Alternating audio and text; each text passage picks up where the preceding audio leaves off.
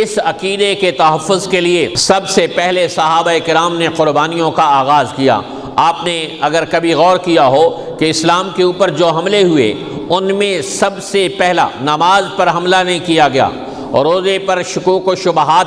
کا تیشہ نہیں چلایا گیا، اور حج کو مشکوک کرنے کی کوشش نہیں کی گئی، اور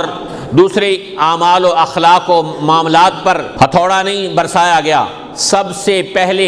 جس عقیدے پر حملہ کیا گیا وہ مسلمانوں کا عقیدہ ختم نبوت تھا، کہ کافر کو یہ بات معلوم تھی کہ اگر مسلمان کا رشتہ ان کے پیغمبر سے کمزور کر دیا جائے، توڑ دیا جائے، تو پھر ساری چیزوں سے اسے توڑنا آسان ہو جائے گا، لیکن اگر یہ مسلمان گناہگار بھی ہو لیکن اس کا رشتہ سرکار دو عالم صلی اللہ علیہ وسلم سے نہ توڑا جا سکا تو پھر اس کو باقی چیزوں سے بھی نہیں ہٹایا جا سکتا۔ چنانچہ سب سے پہلے عقیدہ ختم نبوت پر کافروں نے ضرب لگائی اور اس کا انکار کیا اور جھوٹے نبی کھڑے ہو گئے، تو صحابہ کرام نے کئی سو کی تعداد میں اپنی قربانیاں پیش کر کے، سینکڑوں حفاظ کی جانوں کی شہادت پیش کر کے عقیدہ ختم نبوت کا تحفظ کر کے بتایا کہ اللہ کے نبی کی ختم نبوت کے تحفظ کے لیے قرآن کے حافظ بھی شہید کیے جا سکتے ہیں، اور اللہ کے نبی کے تحفظ کے لیے صحابہ کرام کی مقدس جانیں بھی قربان کی جا سکتی ہیں۔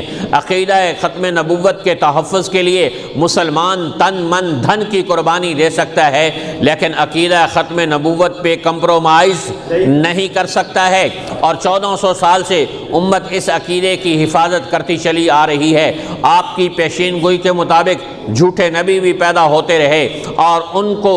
جہنم کا ایندھن بنانے والے بھی مسلمان غازی بھی پیدا ہوتے رہے، اور ان کو بتلاتے رہے کہ گستاخ رسول کی ایک سزا سر تن سے جدا۔ جب بھی اللہ نے اپنے نبی صلی اللہ علیہ وسلم کے ختم نبوت کے عقیدے کو مسلمانوں کو سمجھایا تو اچھی طرح کر کے سمجھایا تاکہ مسلمانوں کا بچہ بچہ اس کو سمجھنے والا بنے۔